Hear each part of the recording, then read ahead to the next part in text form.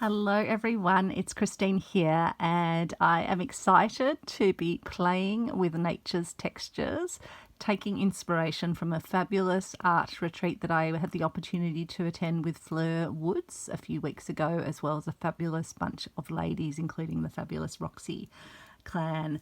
And for those of you that have seen the videos at that workshop, I created this really whimsical little foresty mossy wonderland, something you might find at a trunk of a tree or sort of growing on a trunk of a tree, complete with little clusters. I love one of my viewers who thought they looked like little insect eggs, and just so much life, little plate mushrooms coming out from here, more little sort of fungi down here, little lichens growing down, tufty bits, these fungi that actually move. I will share a video of those little growths on it, and then this wonderful sort of licheniness around the outside, and it just creates this beautiful sort of wrap around this concave back of the piece, and it's just so lovely to hold in the hand, so lovely to just look at all the detail. But I have shared that in another video, so I will put that to the side for now.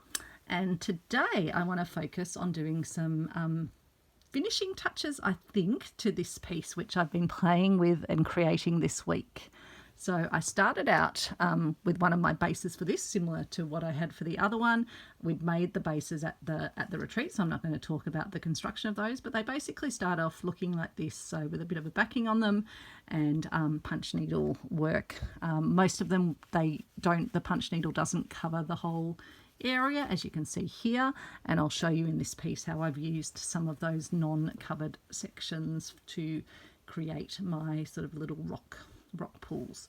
So the inspiration for this one is what you might find if you're looking in rock pools or sort of little corally areas on reefs.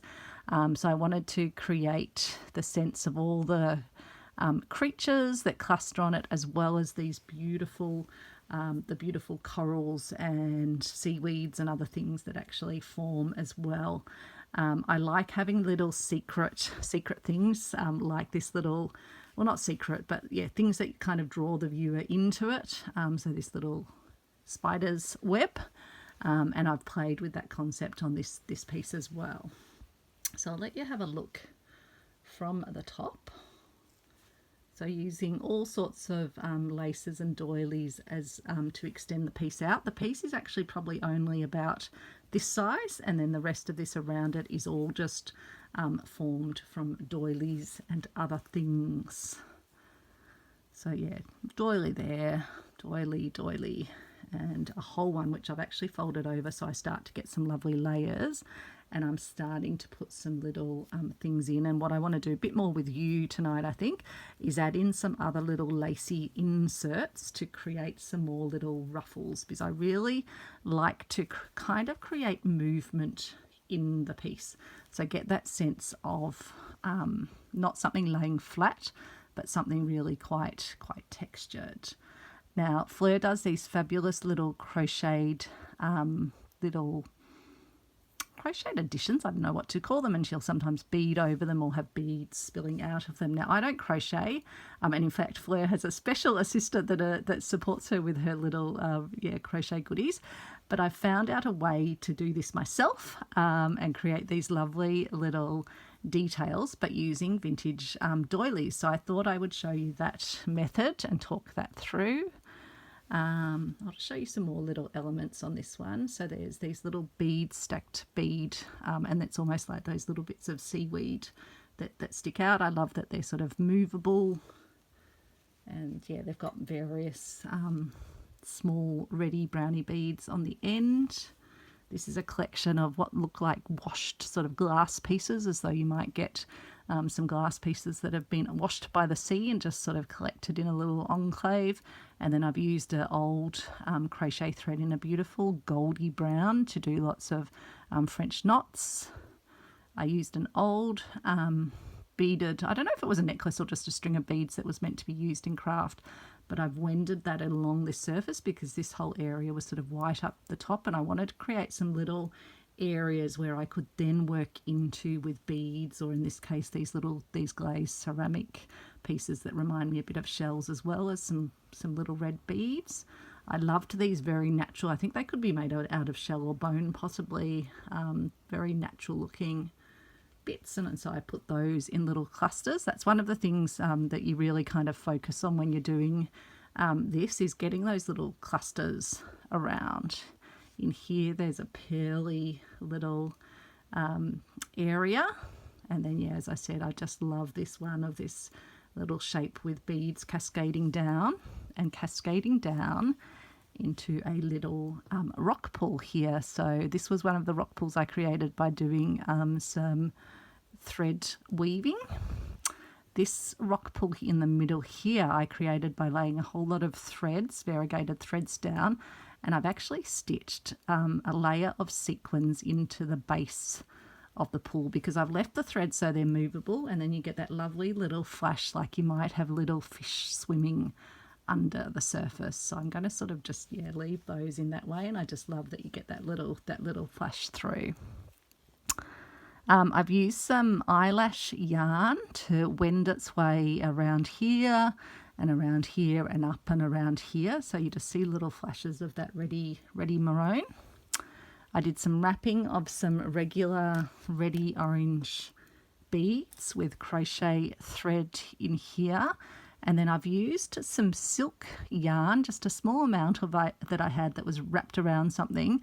I've teased it out, and then I've used my little felting needle, which I'm going to share with you later, because we're going to do some felting together to create the background with some very special tools that I got in Alpine, Victoria. And so yeah, I just used my felting single tip one to just get it to integrate in without having to do stitches. Sorry, there's just something stuck to it. And so it just helps to anchor it in without having to stitch it all down, and it just keeps it a bit freer than if you were putting a whole lot of stitches in. So I've just got this lovely little silky lightness, like a little silky seaweed around there. Got another seaweed there, another one there. As I say, I'll show you how to make this one, but I'll also show you the thought behind this one as well. I've got this one down here, which I just made by taking some beautiful wedding fabric, which just has beading, a little beaded flower, and wrapping it around a pom-pom. Just having a look where my pom-poms are. Let me grab down my other box, in fact. I'll just bring it over. No, I won't bring it over because it's too big. Let me have a fossick around in it. This is just all the things that were a very short while ago on my desk. So I have a whole bunch of these pom-poms, and what I've done is just used a pom-pom and wrapped that beautiful wedding fabric around it, and then stitched it, and then put some further lace around, so it's like a little anemone or something like that. And I just love, again, that that's causing this to kind of come up, and it's creating a little enclave, a little something. And I've got some other beads and buttons and things that I thought I would put on. Another feature I love is those that have watched my thrift store finds from Alpine, Victoria would see that I found in one of my in one of the wool bunches that I got, someone had done, I think this is crocheting, and it was just a little sort of conical shape, but I thought, wow, wouldn't that be great to create this little tunnel that runs around.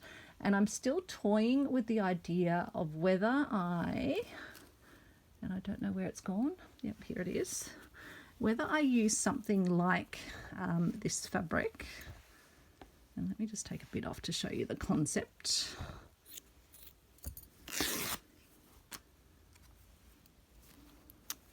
Whether I make a little roll of it and use it to kind of stuff it.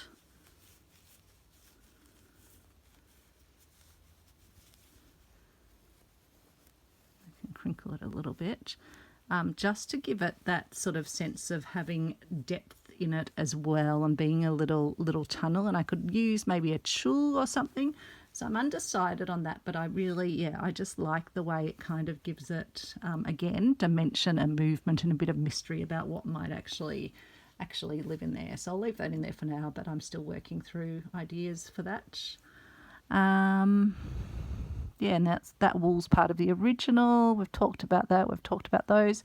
Use some of these little, they were part of like a little flower bunch, but stitched them in, and they're just like another corally bit. Yeah, I think that's the main elements so far, but it's just been so much fun to create, and I'm just really happy with how it's all come together. So I might just move you up with the camera and we can do some work on it together, because I was thinking I'd like to add a little bit more up here in terms of some little bits of the coral necklace that I got while I was in Alpine, Victoria from the thrift store. So I think I've got them, and thank you to those of you that let me know what this little triangular tray was from my earlier Thrifty Thursday from Purveyor of Reclaimed Textiles, which I only was able to show the video this week. So it's a little bead triangle. So thank you for those that told me that. Get my beading needle, which as always for me, always ends up bent. And I'll get some thread to use, and I'm thinking I'll intersperse these little coral bits up at the top. So I hope you can see that. I've got so many bits of thread, because with these little tufts and things, you trim them down to be the size you want them to be. It's really fun, actually. When I was a kid, I always used to like to trim the hair on my Barbie dolls, so eventually they wouldn't end up having any hair because I'd get carried away. There was one Barbie doll that had like a ponytail that you'd pull out, but eventually that all like it would retract in or go out, but eventually that got cut off too. I think I was a frustrated hairdresser, which is kind of funny now that I've got a very long hair down, almost down to my waist, I think it is. I just tend to wear it up.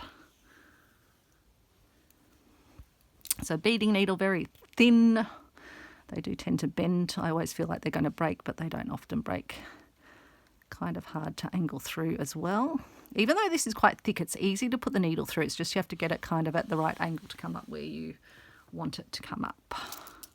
So these little coral bits have little holes in them.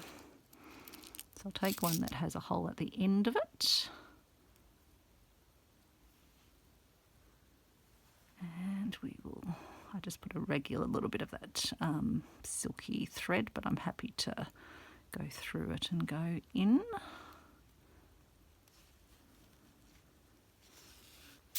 I do have my pliers here if I do need assistance, but for the beading needle I don't think I'd use them. I would be worried that would break it. So I thought the coral might just be nice to sort of have extending out from this little clump of semi-wrapped beads.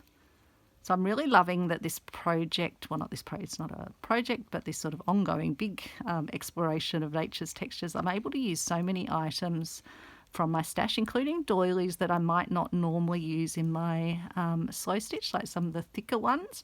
They're great because they have a really good texture. And previously, something like this that I found in the op shop hauls, like an old bit of crocheting, just in a weird shape.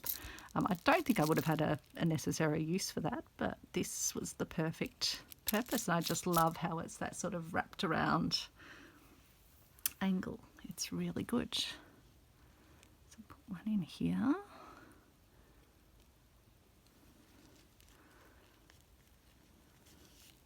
So those of us that, we often talk about going with an odd number of things, so 3 or 5 or 7, not doing sort of even numbers of things.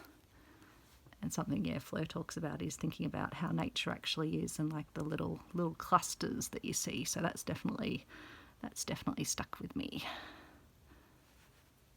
Rather than, for example, just distributing everything around.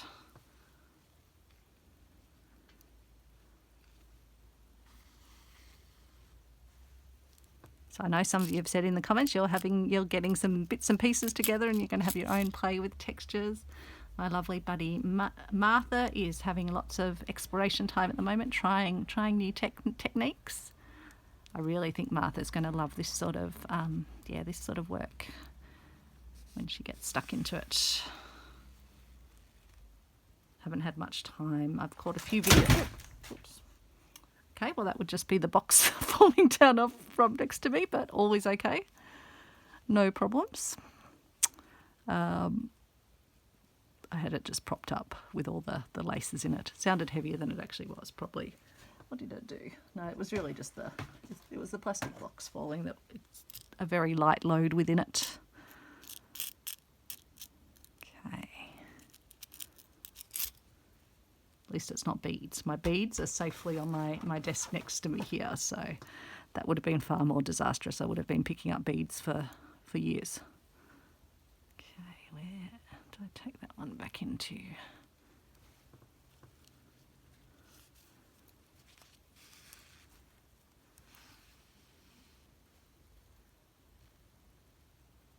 So again, I just want these kind of just poking out from this little area. Originally, I had actually put a little vein of coral down here, but it was just looking a bit too much. I think I've actually accidentally cut one of my threads on my pearls as well, because I was trimming a couple of these little bobbles out as well, because I wanted to create some extra space for this little pond. And in fact, I didn't show you my third little secret pondage, which is up here, and that's what I did the long and the short stitches into. So I just love that I've got these little ones, and depending how I put the sort of final stitches in and how I let the piece be angled, these will be more or less visible depending on that. But if it kind of gets a nice positioning like that, and Fleur, I think for this one I would probably display it so you can look down and look into it. I don't think I'd put on the wall. This one I still think I'm going to have on the wall like that. So, or they might all end up together. I'm not sure. I can see many more of these in my future. So we shall see what happens with my creations. So I think I'll just put a few more in. We've got 4 at the moment. I get carried away just talking about plans, but this does make me very excited. I stayed up late last night working on it because I couldn't stop. I'd finished one episode of Midsummer Murders, my guilty, silly watching pleasure on TV when I'm not watching YouTube videos. And I just let the next episode play and watched it till the end and crafted away. And then I thought I really should go to bed. Got an early start for getting some work done. Originally was going to go into work for a meeting, but then it turned out half the recipients were going to be online anyway, so it didn't really seem to justify the trip in, given I had a fair bit to also get done in between meetings. But I still wanted to get up and get stuck into the day. But luckily, I find I sleep very deeply. I think I'm so relaxed from creating, even though I'm so enthused by creating, that I just sleep. I sleep very well. So I'm lucky with that.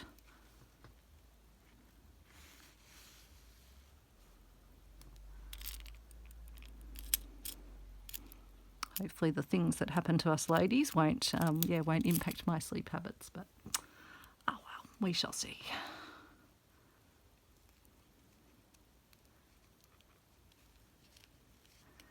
I do get scared of these beading needles, not because they're going to poke me, but because I really do feel like they are so flimsy that they could easily break. But I've not had one break on me, so I shouldn't be so afraid. 2, 3, 4, 5, 6, 7.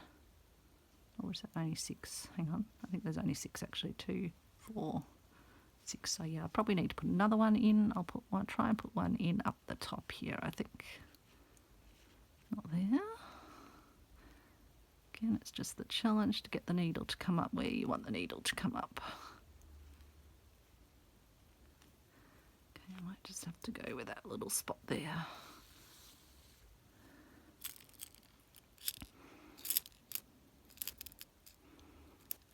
Looking for one, if one is longish and has a hole down the bottom, might just go for that one. It's got a hole in the middle, but I think it'll be long enough.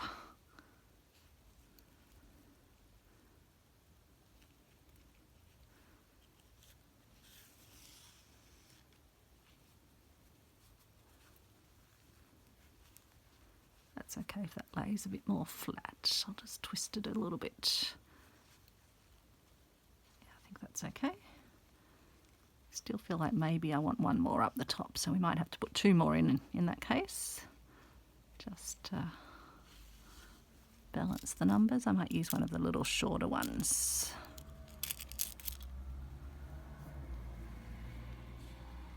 So yeah, these pieces are just addictive in terms of continuing to add, and interestingly, as you do something, it changes and the balance changes. And then I found I started just with a little bit of seaweed, but then I wanted to go all the way around. But then when I got to the bottom, I was like, oh, maybe there's something missing just over in this section up the top. So we will come back and have a look at that if we have time as well. See how we go. I want to show you at least one of the little crochet, non-crochet, crochet type shapes, like these little ones. I'll probably show you the beaded version, or the bead version.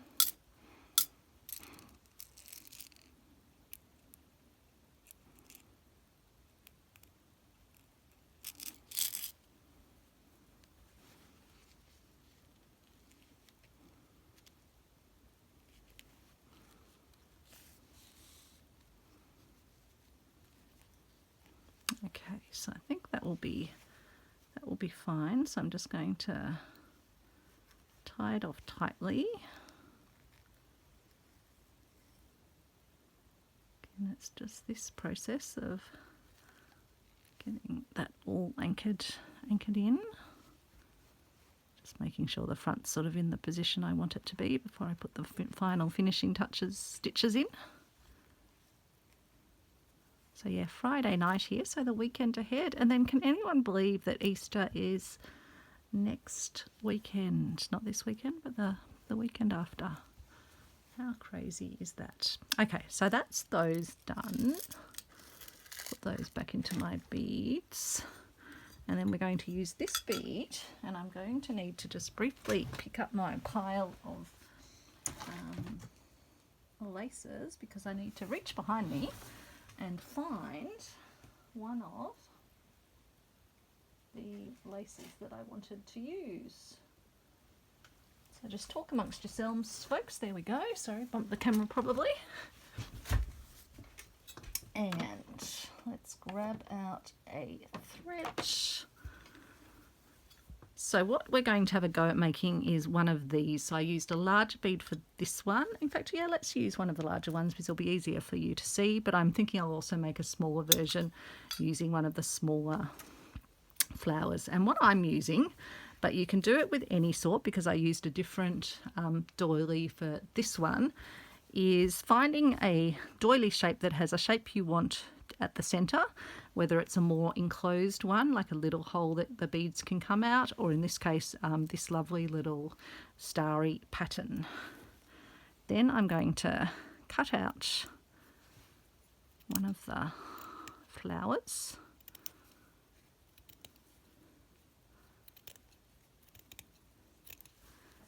And you want to then look at what size you need. So what I know, because I've done this one already, one of them, is I'm actually only going to need the first flower and the rest I'm going to cut around. So I really only need this flower shape here. So now I'm going to just go and carefully cut.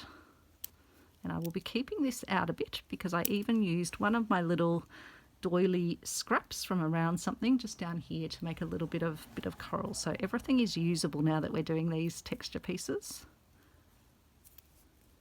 So obviously if you can crochet, you can make your own little crochet pouches. But I love that this is repurposing, again, some of these more coarse doilies, which I haven't been using as much in my slow stitch pieces. So doilies tend to stay together okay. They might fray a little bit, but just when you're doing it, just try and cut them on the little joining threads rather than into the actual main sections. But we'll be putting some stitches in anyway to hold the petals together around the bead. So I'll then, is that a good colour? Might actually use other slightly lighter colours. This one's a bit stronger too, I think. Put my bead, I'm going to probably lose my beading needle, so I'm going to put that back in with my beads. And then I'm going to, will I use my big long one? I might just use my mid-size needle. Keep this little piece of texture. And then I will show you how this is created. And again, this isn't a method that Fleur showed us. It's a method I've come up with subsequently, inspired by the shapes that Fleur has on her pieces. So I'm happy to share my further evolution of techniques. Oops, and I've just got a very slippy bead would be what I want to call it. Just going to start by putting 2 little holding stitches in.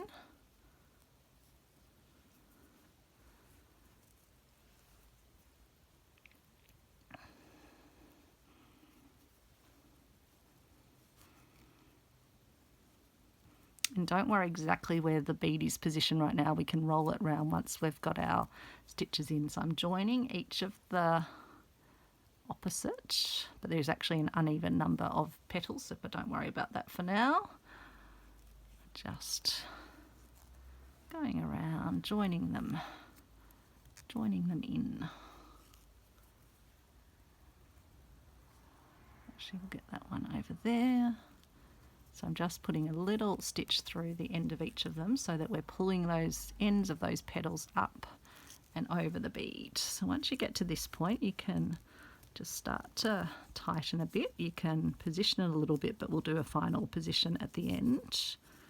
And then you can start putting some more stitches in to start to tighten it up. Because what you'll see now is you've still got some sort of bobbly bits around there, and we want it to come in nice and tight.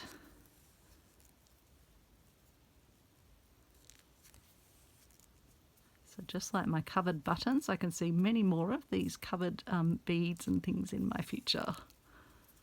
This will be great for my little forest pieces as well. Like I did something similar, I just stuffed a little bit of doily here and did some stitches over it. But I hadn't yet thought that I could also do them with the beads spilling out of them.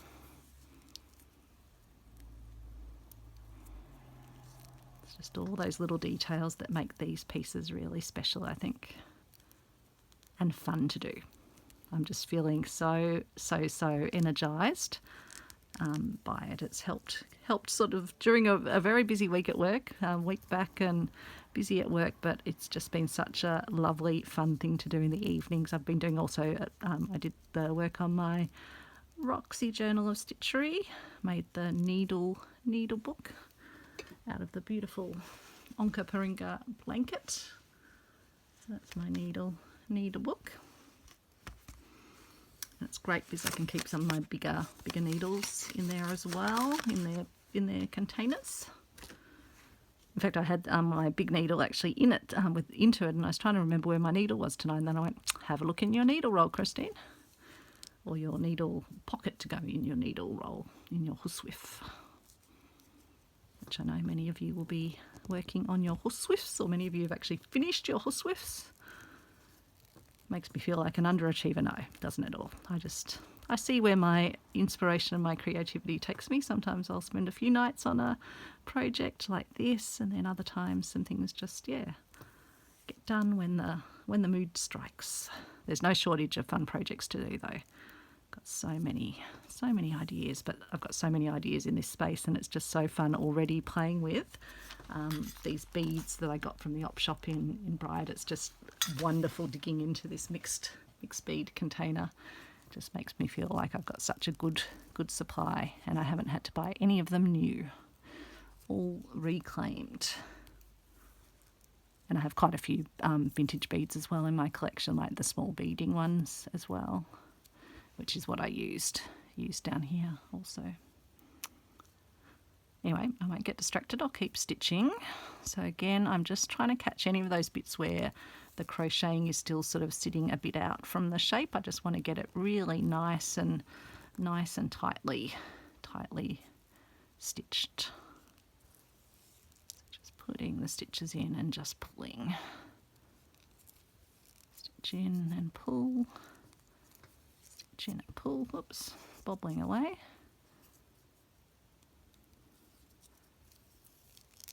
Pull. And then I will just slide it a smidgeroo over like that, and then probably still need to actually put another, do I need another stitch, or is it going to sit nicely? Sometimes you just have to let it sort of readjust. Probably a couple of stitches maybe. See if this wants to stitch down a smidge more.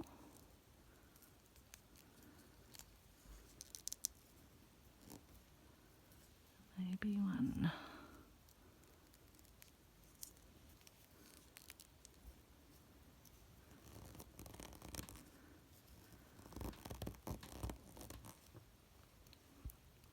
So there we go. So I think that's pretty good. So I'll put a knot in the bottom, and then we'll have a look whether this one will go on this piece, or I'll save it for another and do a smaller one. But I think I can probably actually have 3 on it, 2 larger ones and one of these smaller ones. So what I was thinking is this could even sit within this little enclave here, or possibly might that be what I need up the top if I wanted to kind of balance it out a bit more. And then I guess I'd need to think where the little one, I think that they're too obvious. I think I would like to kind of secrete it into somewhere. So maybe I would put it down there or in there. I think I'd quite like it in there actually. What do you think? Just so that it's a bit more hidden away, but it's there. Yeah, I think I like that. I do like that indeed. So we can quickly, I probably should have left the thread attached, but I didn't. Oh, and then I had little bullion worms all around these little shapes here too. I don't think I mentioned that before. Too many things to mention. Oh, and this little wormy thing as well. And I've actually got another little bit that came off a broken bit of jewellery that I thought looked like a little snake or something, a little coral snake. So I thought I might even have that coming out down here. But I might wait till I've done some more little lacy bits to prop it up. So I'll come through from the back, I think. Actually, I might start by stitching into this. And then I'll secrete it into there and try and take my needle back into some of the actual blanket. This is where I should be using my longer needle because it makes it much easier to push through. So I might just change to that one, my javelin. So you don't lose the end in the process, because I'm just trying to come back into this woolly section at least for the first couple of stitches.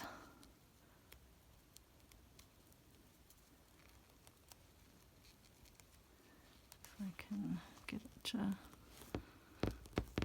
it's not hard coming through from the back, but it's a bit hard coming through where the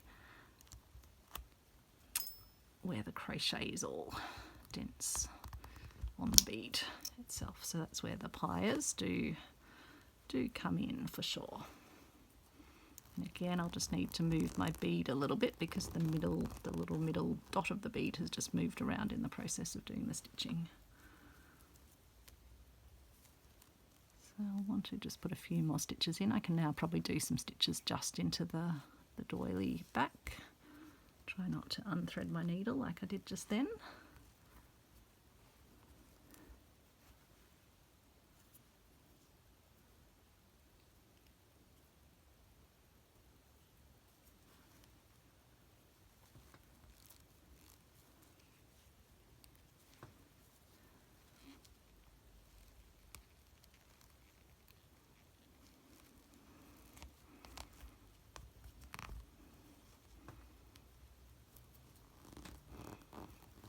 Moving it again to get that little centre where it should be, about like that.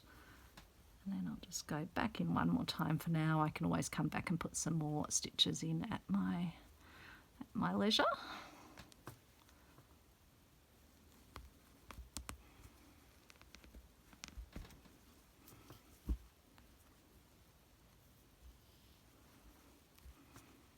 where the wool backing and the punch needle is so easy to stitch through. It's just some of the doilies are a bit stiffer.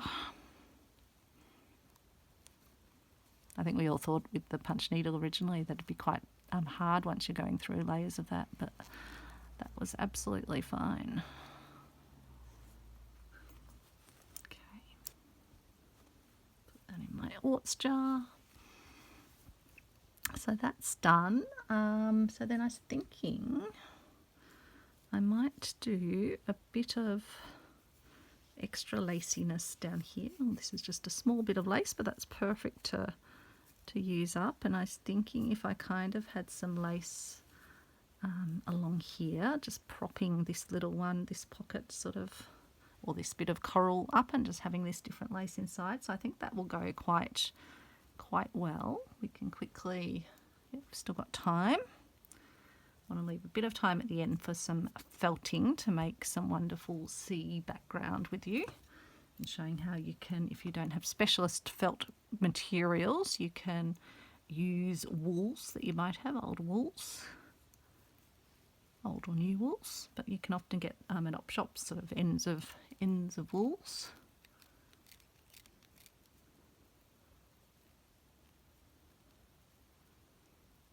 And I just think felting is going to be a great addition to these texture pieces. Not something we did at the workshop either. So again, something I can play with and share with you for sure. So for this, sometimes when I do my little bits of lace, I'll actually gather them up with a thread before I put them in.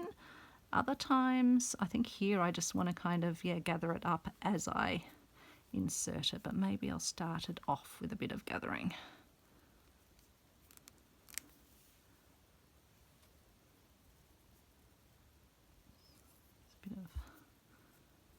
Bit of something on it. So I can start that off like that and then come through here. Try not to catch on everything in the process. And then if I put the other end where I want the other end to be, actually no, I might gather it as I go. Let's try to do that. See how we go.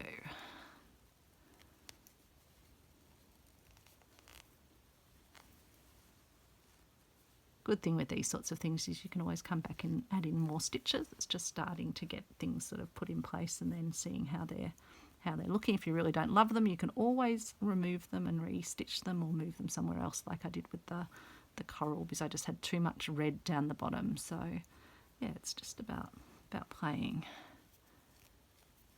But it's interesting because the piece you sort of stitch into the piece and the textures, and it's like so three-dimensional. Sometimes how something looks changes as something else is added, because the actual sort of shaping of the piece changes. So it's sometimes hard to know what you should do first, but I kind of start with the main section and then look at adding some of these outer sections as I go. But even as I do this, it's going to change how the eye receives the rest of the piece. But you're just trying to get something that's visually pleasing in terms of sort of balance to the eye.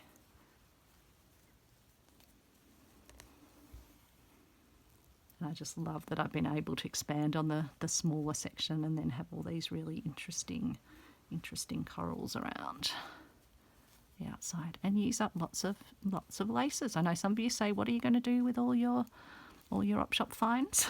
Well, I've been putting them to very good use, and you can use quite a bit of doily-age in a piece like this. Interesting, because often in slow stitch you're only using like one tiny little bit, but I've used a whole doily down here and half a doily there, part of a collar there, another half of a doily, so, and an entire little piece of lace down here. So yeah, that's gone in quite nicely, and now I want to keep building. I want to put something down here as well. So let me have a look again at my laces that have fallen on the floor behind me. I will grab a couple of bits to have a look at. I've got a whole handful of them now. Don't know how those my variegated threads got in there. So this one's, let's have a look whether this would work. Could I even have it? Would it work going along that way.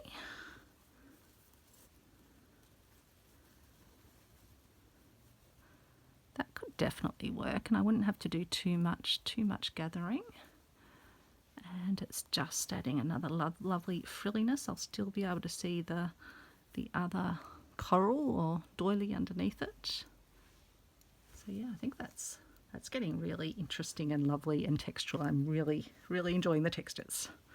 So just cut myself an extra bit so we can make it a little bit more frou-frou as we go. Frou-frou, is that the right word? Not sure. And something else I like to do is just not evenly line them up. So if I'm folding it over, like I did with this one, have the layers sort of sitting in from each other. So rather than lining it up, folding it over and having these exactly in the same place, I want to have them a bit offset from each other. And then I might fold that under at this end just so you get another little ruffle to start. Come through from here. Okay, now we're started. Let's just pop it in, pop it in, pop it in.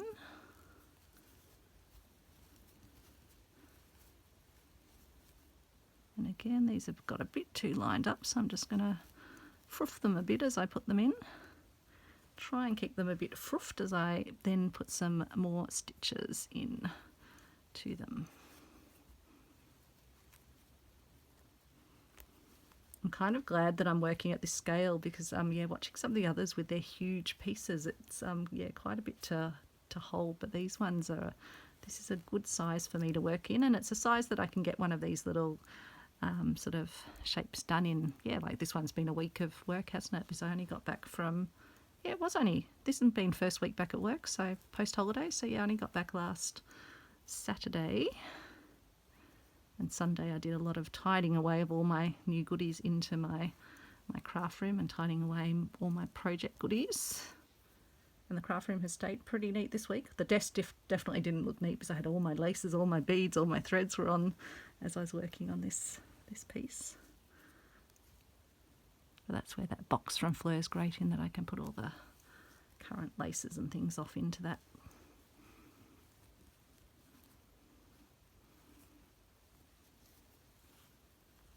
But yeah, if you're looking for uses for lots of items and items that you might not, like broken bits of jewellery or beads, it's an absolute boon for those sorts of things. And even if the bead's not the right colour, you can wrap it. So many possibilities. Again, I'll just crinkle some bits of it so it does sort of go a bit more textural within this little enclave.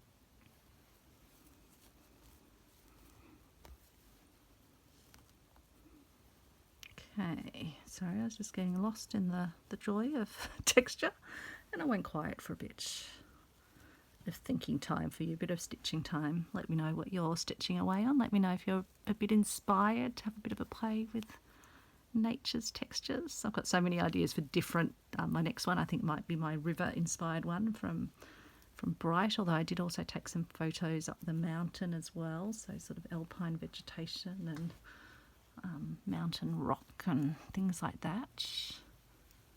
And then I definitely want to do another foresty one again.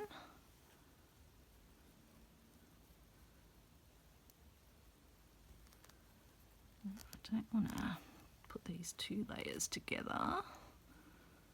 So I'll come then down here and might crinkle it up. So I'm just picking up the lace with my needle and sort of pulling it back a bit so I get a nice little bit of movement in it like that one. So you can just see it's sort of, yeah, a bit extra texture. So yeah, really really pleased with how that has so much fabulous texture, and I can now see that I could even secrete more little wonderful things in there. I won't do any more stitching on that for now, but again I can come back, and given I might be adding things, I do still want to add something to the top though. So let's just see what's possible. I was thinking I've got some of this, and I was wondering if I could sort of gather it together. And again, it now depends what I've got going down here as to whether I need something larger up the top to kind of balance that, or whether I'm going to bring something else out over here, because now I've got more down here. So I think that's one I'm going to have a bit of a ponder on. I'm not even sure if I've got the lace that I'd want to use. I've also got this as well.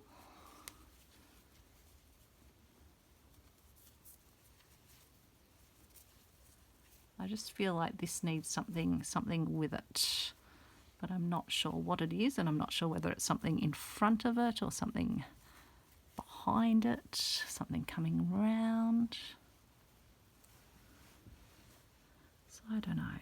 This I think would have to be gathered up a bit. I do like that, but I will come back to that and and have a proper ponder. So this one I said I'd explain how I did it, and what I did was I have a whole variety of these little, let me find them, these little sort of cogs. They were from a craft set, but you could also find them, and you can definitely find little washers and things in hardware stores. But I had a cog, I think I just would have used one about probably, I think it was this size. And the little bits of the metal you can see poking out, that's actually, the metal of this. And again, I just used a doily. I don't think I've got the one I used handy here. I'm just having a look behind me. But it was one that just had a little circular shape, but it just happened that the little holes in the doily lined up. And all I did was, had this, the little cog on the top, wrap the doily over, let the little holes stick, or the little bits of the cog stick through, and then put some cotton wool underneath and stitched it all around just like I did with these ones. And then I did beading around the top, and then had the beading cascading down on threads. So even though it's 1 second later for you, it's actually the next day for me. And I ended up doing some more work on this after I stopped filming. And so I decided to come back today in the daylight and show you, and also do the felting part of the video that I wanted to share with you. I ended up adding, I think in the video we'd added one of these baubles in, but I added a smaller little covered bauble as well. So using that same technique. And I put the little snaky little coral worm, maybe, because I guess, snake wouldn't be that size, little coral creature coming out from here. We just fixed up the pearl that was becoming a bit loose, added some extra lacy filigree bits from the lovely Silk and Stitch in Melbourne, some bridal lace pieces, so that's gone nicely up there. And then what I've been thinking about is how I want it to be, and I actually want it to sit quite convex on the outside, concave on the back. So I'm going to see how it goes when I start stitching it, but I'm actually thinking I'll mount it not with a piece of wool, but this was just to kind of get the sense, because I want it to curve over. So these little layers and these lovely little things at the side kind of have their own space and their own place. So I'm thinking I'll do it like this, and then I'll have this beautiful felted sort of effective C underneath. And I'm going to use some of my beautiful Onka Paringa blanket, which I used recently for my needle book, and I'm going to use that as a backing. And I'm thinking not quite this amount of sort of bulk, but something similar to that to have it sit. The other option is I could stitch this on and see if it gets enough concave. I'm just a bit worried it's still going to flatten out a bit at the sides, but I really like it if it is actually sort of, a little bit more curved, whereas the other piece naturally went curved once I'd done all the stitches. But I think because these bits of lace around the outside aren't attached to the bulk of where the needle felting is, that's why it tends to just sort of flatten out a bit. So I think I can still achieve the effect I want just using something sitting behind it. So as you can see, I've started to create a little felted C to go around, and I've started felting into the blanket as well to attach it. So these are these wonderful tools that I got while I was up in Alpine, Victoria. I was looking for felting supplies like wools and tops and things, but found that there was a couple up there, Paul and Christine Harrison from Snowy Creek Engineering, who had invented their own felting tools. So a single tool and a multi-tool. This one I've only put 3 of the needles in. And so it was so lovely to go and visit, Paul and Christine on their alpaca farm, and to be able to get these great tools that are really solidly made, beautifully made. They fit with apparently the best ones are the German needles, so they sold me the German needles with it as well, and I was able to get the single tool, which is really great when you're wanting to do more detailed work, like you would have seen earlier in the video when I just wanted to kind of get some of this to attach in. But what I want to show you is how I'm just using scraps of wool. So some of these wools have come off my Carlund yarns, and some of the wool is just like an op shop wool that I got in bright. So let's take a length of that as well. And so what I do is just tease the wool out till it looks like this, and then that's what I felt with. So I just want to show you how you can do that on different bits. Let me just get my felting tools put aside. And I'm not using the proper sort of wool, is it carding I think it's called, but I'm using an old hairbrush, one that we used to get when we flew with Emirates in the Emirates toiletries bag, and a comb that comes from it that's broken off. And with any of the wools, like this one's got a little thread that sort of winds its way through it. I might just try and take the thread out first, because it'll make the process of teasing it out a bit easier. So I'll just take the thread out. That can probably go into the mix. These are the ones I don't think have threads. And then what I'm going to do is put my yarns that I want to start teasing out, putting them into here, into the hairbrush, and then just brushing through. You can see that the ones that are closer to the sort of the wool formulation to begin with, like some of the Carlund yarns, they start to break apart easier. My one from the op shop, which I don't even know if it's a wool, I might give it a little helping hand by just combing that down itself to start getting it to unwind itself. So just getting the sort of fibres to separate a bit. So that will spread out in the mix.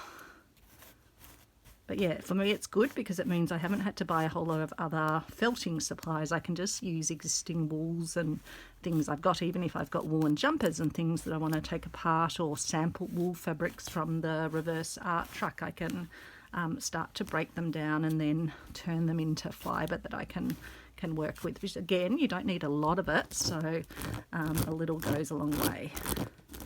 And so yeah, just using the comb and the hairbrush to start to get the fibres to sort of break down into the fluffy fibres suitable, and it starts to mix the colours as well as you do it.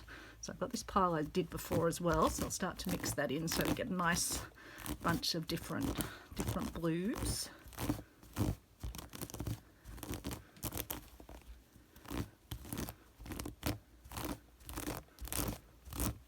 As I say, if you have any like that op shop yarn that's just being a bit more obstinate, you can always work that separately, or you can just leave some being a bit, as you can even see in this piece, there's some where you can see the thread slightly more. So I need a bit more felt down here, so I'll end up using some of that, this for that.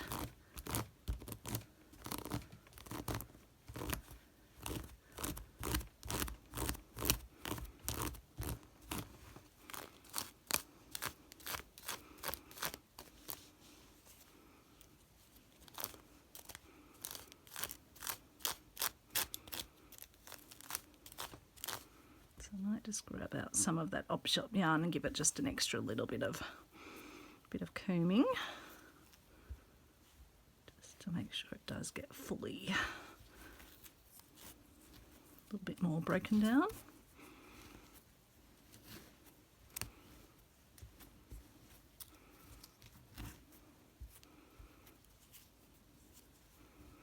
But I think once we start felting it in, it will mix in anyway.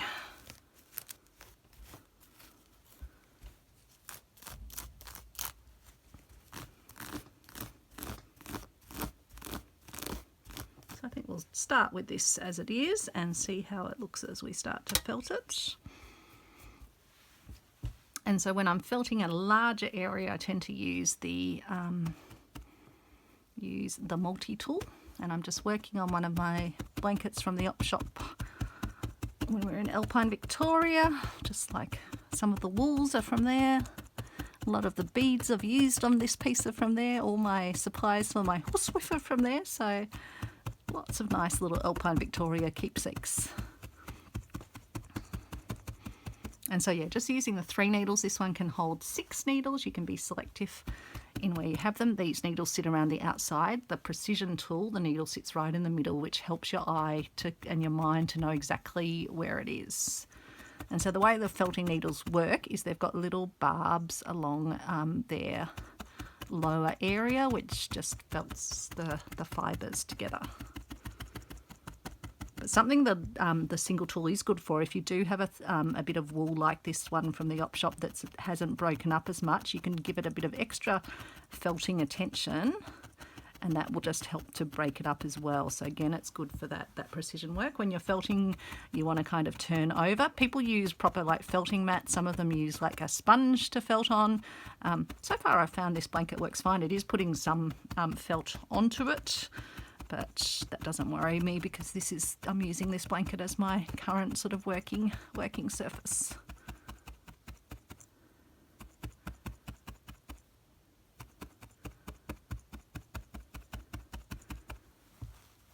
And so if you want to also, as you go, if you want to kind of distribute the colours anymore, you can mix them up a bit more as you go.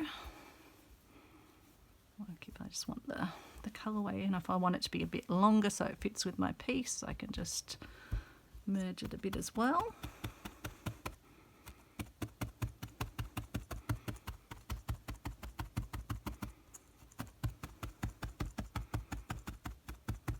And so yeah, it's as simple as just keeping on working it until it starts to come together, turning it over so it doesn't totally felt into your under mat. But yeah, the great thing about these tools, as Paul and Christine said, who are both engineers and both designed them, is they're not those sort of clicky-clacky ones that you can get quite cheaply. They are very sturdy. They will last a very long time. All you need to do is use a bit of, what's it called? UB40? No, was that the band?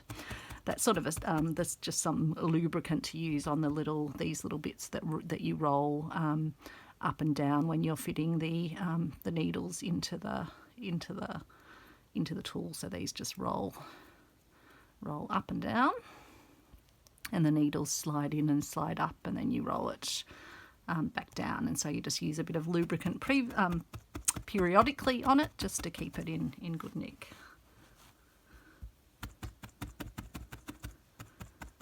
So yeah, as simple as that. And if I then want to felt part of this onto the piece, if not the entire one, I just add this on and then work away. And if I want to add some more down below, down here, so let's say I want a bit more at the bottom.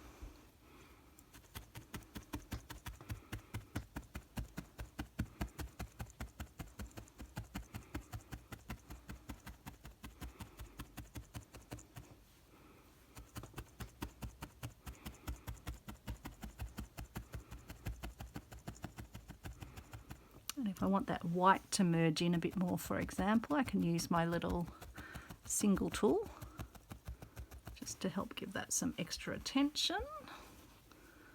Turn this over and work from the back as well.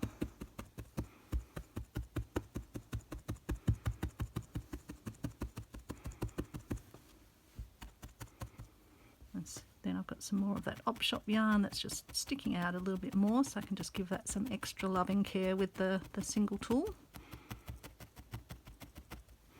And if you do have something like that white and you just want to soften it a bit, you can just lay another few little bits over the top, for example. So you can really get whatever effect over here. I got a nice sort of like glistening water effect. I'm just seeing if I can see the wool that I used for that one. I think it was just actually one of these bits of white wool out of my bag from the op shop. It's just got a nice little sheen to it.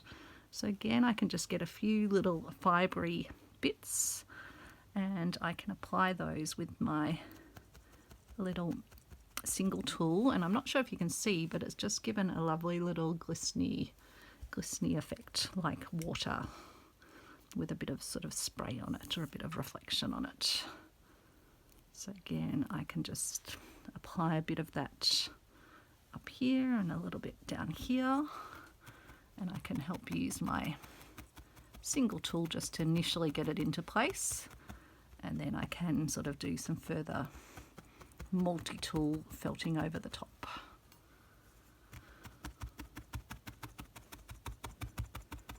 think I need a little bit more fluff in here.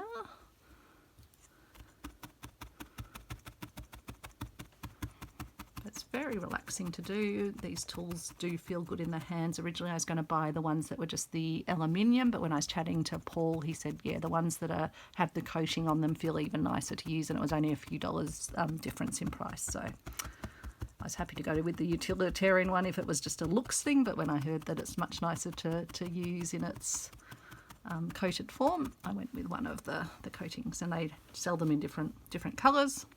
Not sponsored by them. I paid my own money for the products, so just sharing because it is a Victorian made, locally made product, locally designed and made, and I like to support that, and it's a really great product. They came up with it at the request of a felter, and it is super. So that's probably enough watching of the felting. I will probably give that a bit more felting.